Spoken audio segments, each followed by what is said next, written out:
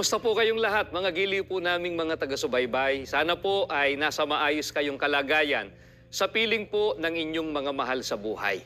Sa pagkakataon pong ito ay muli po namin kayong inaanyayahan na samahan po kami sa isa pong napakahalagang pagtalakay dito po sa palatuntunang ang pagbubunyag. Bago po natin simulan ang pagtalakay ay panoorin po muna natin ang ginawa po naming panayam kay kapatid na Rodel Sumalde mula po sa lokal ng Oco sa distrito ng Catanduanes. Kung magpapatuloy po ako sa pakikinig sa aral ng Iglesia ni Cristo, mawawalan po ako ng hanap buhay.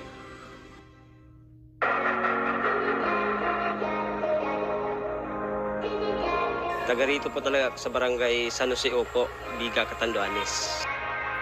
Kilala po talaga ako na nagtitinda dito sa barangay po namin ng isda at ng dinuguan po.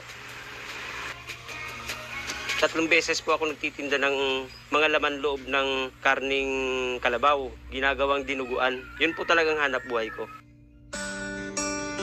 Ako na rin po ang naglilinis po noon. Natulong ako sa pagkatay, tapos pagkatapos ng pagkatay, ako na rin po ang tagasahod ng dugo, ng kalabaw. Pagkatapos po nun, lilinisin ko po yun. Kinakalas ko po yung laman loob, yung bituka. Kapag hinango ko po yung isang buong laman loob ng kalabaw, kasama po yung dugo noon. Ibibenta ko po yun sa mga customer ko.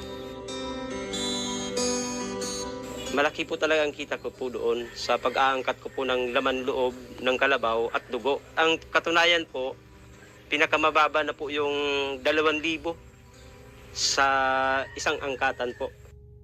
Ang buo ko pong pamilya ay Katoliko po talaga. Nagsisimba kami kapag Pasko, ayun, bagong taon, simbang gabi, ayun, madalas po. Tapos, pag may binyag po, madalas po ako nagnininong po. Ito po yung yung simbahan po namin dito dati sa Oco, sa barangay po namin. Dito po dati ako nagsisimba.